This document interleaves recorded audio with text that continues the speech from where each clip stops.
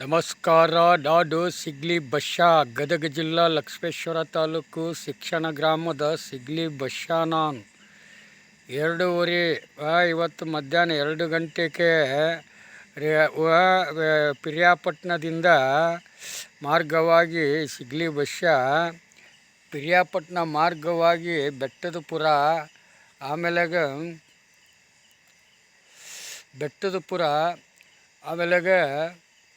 ಈ ಅರಕಲಗೂಡು, ಆಮೇಲೆ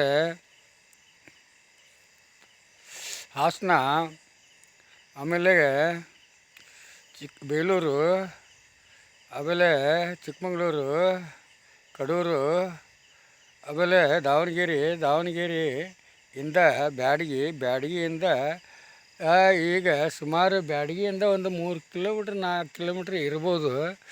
ಈ ಬ್ಯಾಡಗಿ ಹೋಗೋ ರೂಟ್ನಲ್ಲಿ ಈ ಒಬ್ಬ ರೈತನ ಜಮೀನಿನಲ್ಲಿ ಒಂದು ಆದಿಶಕ್ತಿಯ ದೇವತೆಯ ಒಂದು ದೇವಸ್ಥಾನ ಇದೆ.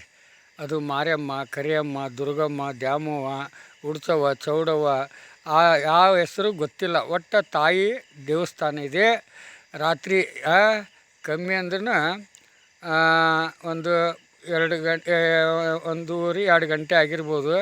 ಸಿಗ್ಲಿ ಬಶ್ಯಾ ಈ ಜಾಗದಲ್ಲಿ ಬ್ಯಾಡಗಿ ಇದರಿಂದ ಮೊಟೆಬೆನ್ನೂರಿಂದ ಬ್ಯಾಡಗಿಗೆ ಬಂದು ಬ್ಯಾಡಗಿಯಿಂದ ನಡ್ಕೋತ ಬಿಸ್ನಳ್ಳಿ ಮಠ ನಡಿತಾನ. ಮಧ್ಯದಲ್ಲಿ ನನಗೊಂದು ರೋಡ್ನಲ್ಲಿ ದೇವಸ್ಥಾನ ಸಿಕ್ತು. ಆ ದೇವಸ್ಥಾನದ ಮುಂದ್ಗಡೆ ಕುಂತು ನಾನು ಭಕ್ತಿಗೀತೆ ಒಂದು ಹಾಡು ಹೇಳ್ತೀನಿ. ಯಾಕಂದರೆ ಕಾಪಾಡೋ ತಾಯಿ ಮೇಲೆ ನಂಬಿಕೆ ಇಟ್ಕೊಂಡು ಈ ಸಿಗ್ಲಿ ಬಶ್ಯಾ ಇವತ್ತು ತಾಯಿ ಸನ್ನಿಧಿಯಲ್ಲಿ ಕಾಲ ಕಳೆಂಥ ವ್ಯವಸ್ಥೆ ನನಗೆ ಸಿಕ್ಕೈತಿ ಅಂದರೆ ನನ್ನಂಥ ಅದೃಷ್ಟವಂತನೇ ಯಾರಿಲ್ಲ. ಆ ತಾಯಿ ನೆನಪಿನಲ್ಲಿ ಇವತ್ತು ರಾತ್ರಿ ಪೂರ್ತಿ ಬೆಳಗರೆ ಮಟನ ಇಲ್ಲೇ ಕಳೆದು ಬೆಳಗ್ಗೆ ನನ್ನ ಊರಿಗೆ ನಾನು ಹೋಗ್ತೀನಿ. ಇದು ಸಿಗ್ಲಿ ಬಶ್ಯನ ಹಾಡು ಕೇಳಬೇಕು.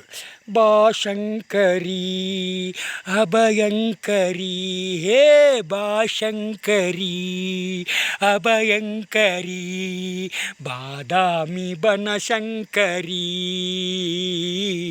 ಸಿಗಲಿ ಶಾಕಾಂಬರಿ.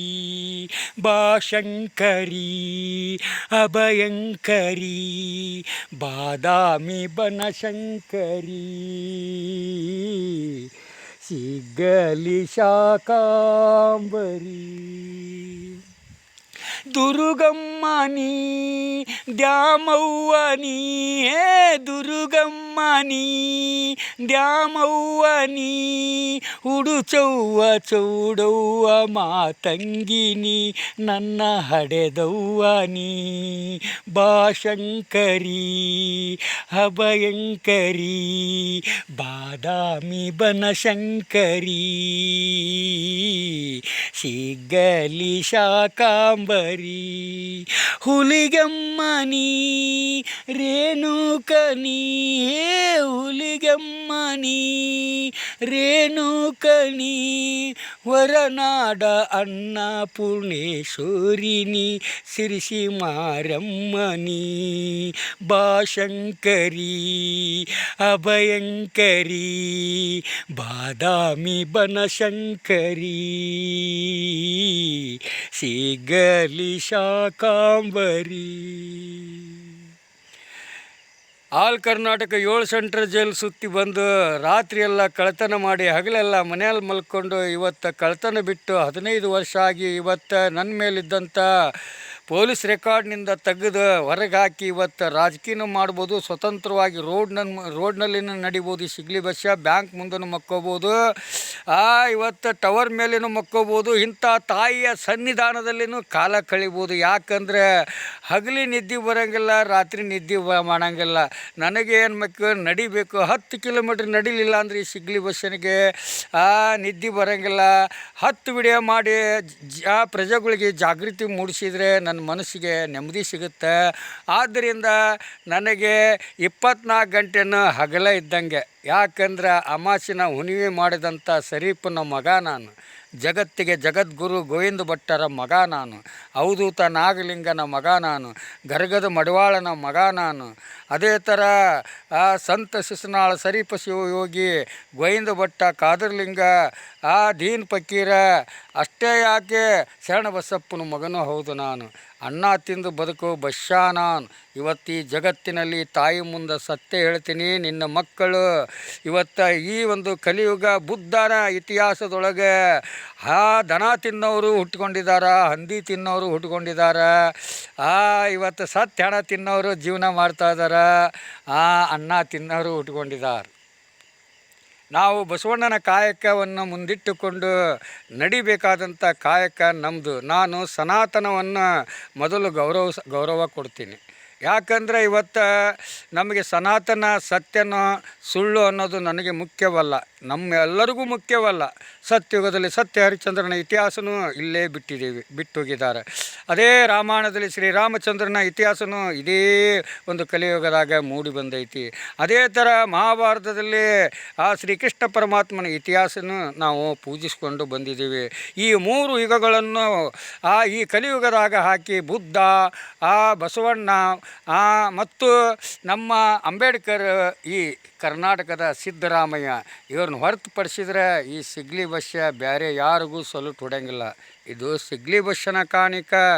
ಮೈಲಾರಲಿಂಗಪ್ಪಂದು ವರ್ಷಕ್ಕೊಂದು ಕಾಣಿಕ ಆದರೆ ಈ ಸಿಗ್ಲಿ ಬಸ್ಸನ ನಿಮಿಷಕ್ಕೊಂದು ಕಾಣಿಕ.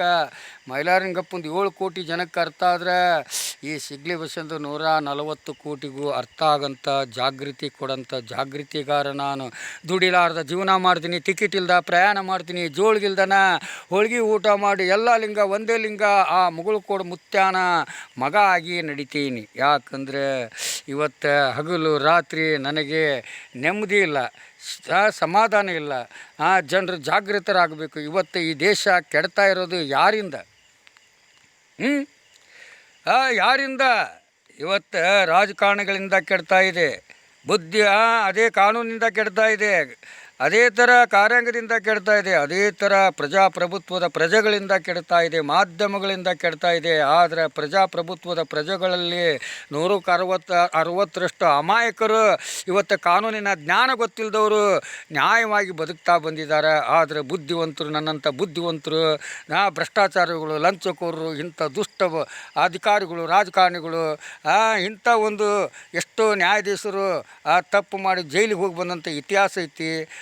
ಇಂಥ ಒಂದು ವ್ಯವಸ್ಥೆ ಇವತ್ತು ನಾನು ಖಂಡಿಸ್ತೀನಿ ಈ ಜಗತ್ತಿನಲ್ಲಿ. ಅದು ಮಾನವ ಧರ್ಮಕ್ಕೆ ಜಯವಾಗಲಿ, ಧರ್ಮದಿಂದಲೇ ವಿಶ್ವಕ್ಕೆ ಶಾಂತಿ ಸಿಗಲಿ ಅಂತ ಈ ಒಂದು ಬುದ್ಧನ ಕಾಯಕವನ್ನು ಮುಂದಿಟ್ಟುಕೊಂಡು, ಈ ತಾಯಿಯ ಆಶೀರ್ವಾದವನ್ನು ಮುಂದಿಟ್ಟುಕೊಂಡು ದುಡಿಲಾರ್ದ ಜೀವನ ಮಾಡಿ, ಟಿಕೆಟ್ ಇಲ್ದ ಪ್ರಯಾಣ ಮಾಡಿ, ಜೋಳಿಗಿಲ್ದನ ಹೋಳಿಗೆ ಊಟ ಮಾಡೋಂಥ ಬಶ್ಯಾದೆ ನಾನು ಎಲ್ಲಿ ಬಂದ್ರೂ, ಯಾರು ಬಂದು ಕೇಳಿದ್ರು ನನ್ನ ಜೀವಕ್ಕೆ ನಾನು ಅಂಜಂಗಿಲ್ಲ. ಉತ್ತರ ಕೊಡೋಕೆ ನನ್ನಂತಲೇ ಆರ್ಗ್ಯುಮೆಂಟ್ ಐತಿ. ದೇಶ ನಂದೈತಿ, ನಾನು ಪ್ರಪಂಚ ಸುತ್ತಂಥ ಬಶ್ಯ ನಾನು. ಇವತ್ತು ಹೆಂಗೆ ಪವಾಡ ಪುರುಷರು ಸುತ್ತಿದ್ದಾರೆ ಹಾಗೆ ನನ್ನ ಹಣೆ ಬರದಲ್ಲಿ ಏನು ನಡೀತೈತಿ ಅದು ನಡೀಲಿ ಅನ್ನೋಂಥ ವ್ಯವಸ್ಥೆಯಲ್ಲಿ ನಾನು ನಡೀತಾ ಇದ್ದೀನಿ. ಅದರಿಂದ ನನ್ನ ಹಾಗೂ ನನ್ನ ಕುಟುಂಬ ಹಾಗೂ ದೇಶದ ಪ್ರಜೆಗಳಿಗೆ ಒಳ್ಳೆಯದಾಗ್ತೈತೆ ಅಂದರೆ ನಾನು ಇಂಥ ಜಿಟಿ ಮಳೆ ಒಳಗಡೆ ಶಾಂತಿ ಪಡೆಯಂಥ ಶಾಂತಿಧಾಮದೊಳಗಡೆ ಕುಂತಿದ್ದೀನಿ ಈ ತಾಯಿಯ ಸನ್ನಿಧಿಯಲ್ಲಿ. ಜೈ ಹಿಂದ್, ಜೈ ಕರ್ನಾಟಕ, ಜೈ ಕನ್ನಡ, ಜೈ ಶ್ರೀರಾಮ್, ಜೈ ಭೀಮ್. ಇದು ಇಲ್ಲೇ ಅಂದಾನಿ ಕೊಪ್ಪ ಅದಾನಿ ಕೊಪ್ಪ ಅಂತ ಐತಿ. ಈ ಕಡೆನೂ ಬ್ಯಾಡ್ಗೆ ಐತಿ, ಈ ಕಡೆ ನೋಡ್ರಿ 2 ಕಿಲೋಮೀಟ್ರ್, ಈ ಕಡೆ ನೋಡಿ 1-2-3 ಕಿಲೋಮೀಟ್ರ್ ಇರಬೇಕು. ಆದರೆ ನಾನು ನಡೆದಿದ್ದೀನಿ ಬಿಸ್ನಳ್ಳಿ ರೋಡು, ಗುಡ್ಡದ ಮುತ್ತಳ್ಳಿ, ಗುಡ್ಡದ ಮುತ್ತಳ್ಳಿ ಅಂತೇಳಿ ಅದೈತೆ, ಗುಡ್ಡದ ಬೆನ್ನಳ್ಳಿ, ಆಮೇಲೆ ಹೀಗೆ ರಟ್ಟಳ್ಳಿ ಮಾರ್ಗವಾಗಿ ಹೋಗ್ತೀನಿ.